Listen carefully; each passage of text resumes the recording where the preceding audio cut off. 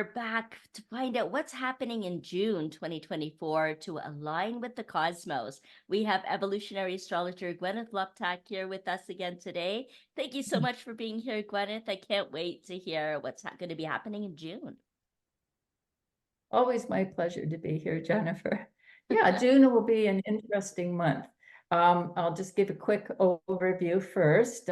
June is Gemini season, and this month I'll review the new moon and then the full moon. And then I'm going to spend a little bit of time on some longer term transits that are coming up starting during June this year and will affect us for a longer period of time. Fantastic. And then there'll be an astrology, an evolutionary astrology question that somebody submitted that I'll answer at the end of everything. So yeah. Great, thank you. Okay, so I'll jump in. Okay, June is embracing Gemini energy.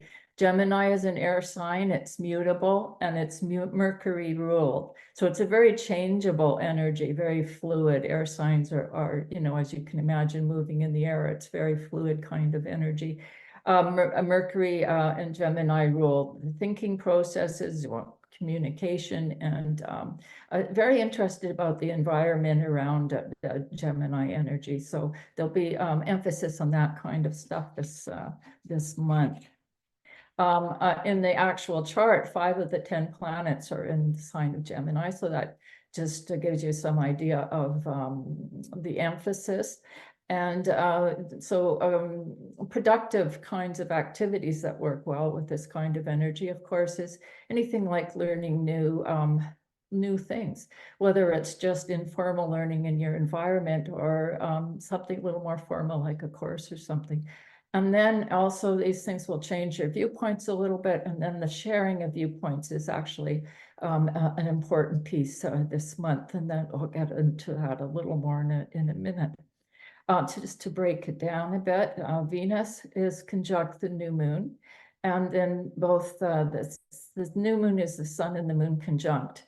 And then Venus is also part of that picture. And then they all square Saturn this month. So Saturn will create a dampening effect on things. It tends to slow things down, and stressful aspects from Saturn want to look at some aspect of what's going on in your life and look for some review and some restructuring. And so the Venus is part of that picture. The social element or the emotional element, or possibly even to some extent financial issues, will be sort of up on the plate this month. And like I say, with Saturn is this challenging aspect, so that those things will have some working out to do. Pluto is also strong in this chart, and its regenerative qualities will be in place. Is very good for any in-depth learning, for example, which supports you know, the possibility of taking more interest in your environment around you and learning pieces from that. That fits well with the Pluto energy. It's also good for building faith and a higher level of trust in your choices and your directions in life. So this particular combination, but it is quite a powerful energy. So there's some dangers on the negative side of maybe pushing too hard or becoming confrontational. So things to watch out for in that way. So that's kind of the tone of the new moon month. Then on the 20th of June, we have the summer solstice. And then just one day afterwards, on June 21st, we have the full moon. And the full moon will be in 1 degree Cancer and 1 degree Capricorn. I'm calling this navigating Neptune's influence. And that is because Neptune has a lot of stressful aspects in this chart. And so that tends to increase sensitivities, particularly for people that are sensitive. Boundaries can be kind of blurred with challenging Neptune energies, and energy levels in general will be somewhat lower.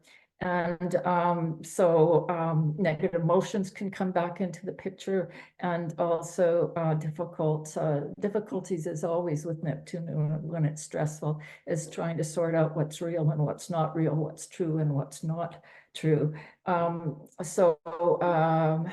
those things are in place. It's very good for wanting to sort of step out of routine. So if you can, go on a holiday or just do some things differently, you'll probably feel that that's just a good approach to things, an enlivening approach. Be careful about your communications at times. They're not always good to do anything too important around the full moon because of all that Neptune blurriness, shall we say. And that is just going to be out there as a general tone. So now I'd like to move into some of the longer term transits that we have happening that are starting in the month of June. And Neptune sextile Uranus is one. This will be in effect for about a year's time coming. And it's both planets, both Neptune and Uranus are what's called transcendental planets, or the distant planets. And so they tend to have a subtle background influence. And sextiles as an aspect are sort of growth and learning oriented, but you have to reach for it. You have to make a bit of effort. So this energy is available, but it's something to tap into. And so how does that manifest for you? Well, the Uranus rules the higher mind. And it comes through sudden insights and, that sudden flash, that sudden aha. Oh, I think I'm going to do this, or I'm going to do that. I'm going to change the way, I approach something. That's that kind of flashing insight is a Uranus higher mind kind of moment that can give you more than what you might normally be able to put together on your own. It also works through advancing things like science and technology. Those or science and technology are Uranian ruled disciplines. So that is also something that can, it sort of suggests that those things will be helpful and might come forward more for in the coming year. And then Neptune represents the higher heart. And it works more at increasing, tapping into your psychic abilities and into your intuitions. That's how Neptune reaches you, through a more special moments, shall we say, and just gut feelings that sort of come over. So then what this offers for you is a greater level of thinking and feeling processes that can come at the end of the year. But it's also potential for more joining of the head and the heart energies, because that's something that's a key factor. That's part of the evolutionary process that's just necessary, important step. And Western folks tend to be more in our head than our hearts. So the journey down can be challenging at times. So this is a supportive aspect that can facilitate that more. Then on the 29th of June, we have Saturn retrograde. And I call that reflecting in purpose and karma. And this will be the 29th of June until November 14th. And that's 4.5 months. That happens every year. And it happens around this time every year. Saturn takes a break and goes retrograde. So Saturn rules karma, and it rules purpose and meaningful activities. Doesn't have to be, the obvious thing is career, but it doesn't have to be something like that. It could be just something that, is a calling, or just feels like this is a meaningful thing that I can do, that I can share with community in some form. And that's going to be a Saturn kind of thing. Saturn also represents the principle of manifestation, which is very important because it's responsible from turning our ideas and plans into material reality. So the benefit of this is that permanent and dependable changes and the ability to bring forward maybe some of our visionary ideas and plans that we've been thinking about, but not actually stepping into, but necessarily, or adding on to things that we're already doing is part of what Saturn is offering here. but it works through slowing down things, and it works through commitment and hard work and focus. That's how Saturn works.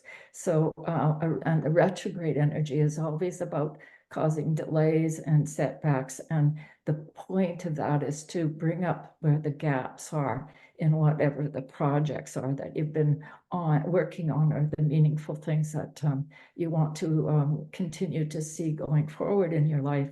And so Saturn retrograde is the time when this the limits can make themselves known, and a good time for you to be able to work on repairing them and changing what you can. What it's not good for is making any important decisions, such as a career change or something like that. Leave those decisions until Saturn goes direct, if you can. Saturn is in the sign of Pisces. It got in there on October 23rd, pardon me, October 2023, and it will be in until February of 2026. Pisces is Neptune ruled, and it represents faith and inspiration and compassion and collective energies. And the collective unconscious is another piece of what Pisces energy rules. And that's not a comfortable navigation for Saturn with his concrete, pragmatic kind of nature. So it's not comfortable on physical realm. So this isn't the easiest passage for this planet, and it suggests a period of time where things can get rather nebulous, and a lack of clarity, again, like I say, whenever Pisces or Neptune energy is involved, because it's not physical by nature, things get blurry. So the guidance becomes more of an intuitive and trusting kind of energy. So if you're successful with the passage of Saturn through there, you can manifest some visions and dreams that you have, which is wonderful. And so is the actual chart. The actual chart has a few points I'd like to bring up. One is the Pluto is opposing Mercury. And so Pluto's in a strong position here, but it's also in a challenging nature with Mercury. Mercury is the thinking planet, the communication planet, and they're kind of clashing when they're in opposition. And so suggesting there will be times when uncomfortable or secretive kinds of information comes up and encounters, and that just has to be worked through. But work through in a balanced way. Opposition's always asking for balance, because there's also explosive potential and rather ego-driven kind of energy. So, just be mindful if you do find yourself in some kind of situation like that, just to keep some of those things in mind. And then at the end of the month, still with the Saturn retrograde, we have Uranus sextiling Neptune. Energy just beginning to start its movement, and Uranus will support by advancing new ideas and new approaches to things, as well as, through technological advance or internet kind of information that suddenly takes off. And then Neptune supports through intuitive processes, particularly the senses, particularly with listening and feeling senses. So that will be beginning to be in operation, and then by the end of the month, and then Uranus, Chiron, the wounded healer, will be in a stressful aspect to the moon and Venus. Both of those are the feeling planets, and there's uneasy feelings, just reinforcing that sort of thing is probably part of what's coming up to be processed. Pisces is a water sign. It is feeling oriented sign. So anyway, fully processing is always the key to any of these things that slow us down and sort of cause unpleasant circumstances to come up. So Saturn itself, well aspected with Mercury, Venus, and Mars, so it just reinforces that the building and permanent change capabilities of this retrograde Saturn phase are definitely there for us. And then I like to move on to Neptune, which at the end of the month, it's going to be, by the end of the month, it's going to be 2955 degrees Pisces. So a sign has 30 degrees. So this is at the very end of its own sign. I'll call this finding harmony in the formless. So like I said, the Pisces, Neptune is Pisces, it also rules Pisces. And it'll be in the last degree. It'll be in and out from now until January 2026. So for quite a long passage. It first came in 2011, and so that's a total of 15 years. So any planet that's going to be in a sign that long has definitely had a lot of time to build the subtle feeling, intuitive kinds of qualities that Neptune is known for, and Neptune does rule that sign, so that just kind of doubles up the importance here.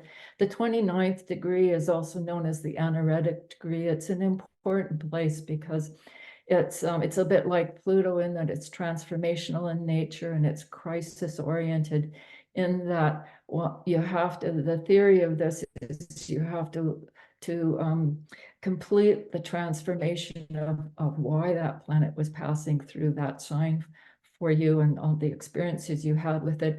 Or if it's not completed to the next, what would really carry you to the next level, then the whole cycle has to repeat again. It's kind of like losing a grade in school. You'd have to go back and repeat the whole process. So it's always, something to keep in mind. Just to give you a little more on the experiences that Pisces can give you, anywhere from the depths of, escapism and an addiction, emotional health and mental health issues, and then and sweeping all the way to the states of ecstasy and universal love and compassion. You can have great inspirational works can come out of a placement like this, and it certainly can renew one's faith and deepening one's trust in life. So those are some of the things that you might identify with a little bit with Neptune process. So, and you have, the next couple of years that's a key factor. Now, so that's the end of June, Jennifer. Amazing, So now I just, Gwyneth. Yeah, and it sounds like yeah, there's a lot of opportunity there to really slow down and align, and perhaps align onto a higher path, where there's new potentials for life and yeah, opportunities to yeah, really embody life in a different way, on a different level, and where we can discern, what's working for us and not, and how we want things to be moving forward in our lives, and how to really shape that based on how we can align with the cosmic energy that's available to us. So very right, insightful. yeah, Yeah, yeah, thank thank you, you. yeah, Thank you. yeah. Okay, and so now I just have a question here that on evolutionary astrology, and the question is, how has how have I taken a conventional reading and deepened my understanding through the use of evolutionary astrology? So I'll start with that both types of astrology. Pluto is transformational in nature. It's power and can be power and control oriented, can be very unrelenting in its kind of insistence on whatever it's working with. It has great psychological depth and insight as well. With the moon's nodes, the north node and the south node, the south node is viewed as the past, and the north node is viewed as where your future directions are. In evolutionary astrology, the karmic imprint for a person increases considerably. Pluto represents the soul. The soul takes the long view, and it works in themes, and it works through multiple lives. So the introduction of meaningful past life dynamics comes into the picture, and working on karmic themes and over multiple lives. And then this becomes the vantage point from looking at the rest of the chart. So to give an example, this example is Jupiter square Pluto. Pluto's conjunct the south node in the 9th house, and then correspondingly, the north node will be in the 3rd house. So the 9th house and the 3rd house axis is rules things like communication, the mind, learning, and faith-based issues. In a conventional reading, Jupiter squares Pluto has a great drive to succeed, has compulsive kind of energies, can have a all or nothing attitude, and can have conflict with authority figures at times. This is true for both, totally true potential in that combination for sure. And the South Node is viewed as overdeveloped characteristic traits that you tend to fall back on because you're very familiar with them, and there's no real growth there though. And then, of course, the qualities of the North Node is where your direction in life has got the strongest growth. In evolutionary astrology, Pluto conjunct the South Node is one of the most powerful karmic signatures that you can have. And there's a need to completely relive the karmic past in the lifetime before you can move forward. So right there, it's flagged as this is an important life. Okay, so Pluto and is in the 9th house. Pluto conjunct the South Node is in the 9th house. And so what comes with that is just a natural kind of inner knowing. And but this inner knowing has difficulty articulating, and because you have difficulty sort of sharing that out there with the community and whatnot, that there's a great sense of isolation. And this a struggle to articulate, I believe, is probably based in not trusting life. And one would go deeper on that theme and just try to understand from past issues why that person is having difficulty with trusting life, and therefore being able to trust expressing what they have to say. And then then there's dealing with the isolation. So this combination of Jupiter square Pluto has the potential to be quite genuinely visionary, but the faith in life is challenged there. So that becomes sort of like the driving start of this person's chart, and from there it fans out, and you bring in all the other aspects and all of the other players that exist in a reading, and work from there. So hopefully that gives some idea of the differences there. Jen. Thank you so much, Gwenyth. Yeah, I love that you get to provide all of these insights into how the planets actually support us and what they have us look at, right? Some of the issues that they bring up for us, and being able to identify what those are so that we can navigate that in the best way. Yeah. And as responsibly and as consciously as we can. That's definitely what the goal is in terms of our times, for sure, and then just for one's individual evolution, as well. So that's definitely and it's great to see that there are some supports. I mean, I think it's clear that there are some supports that are operating in the background, or just themes that help with the understanding of where one actually is. And then, of course, you apply it when you can apply it to your birth chart. Then that can make even more sense. Yeah, bring And a lot more useful personal tool. meaning to it. Yeah, so I love Personal that people are meaning, bringing up these questions, and so I invite all of you that have been tuning in to ask questions, ask your questions, ask for the clarity you need, information that would best support you in moving forward in your evolutionary journey of your soul and your soul growth.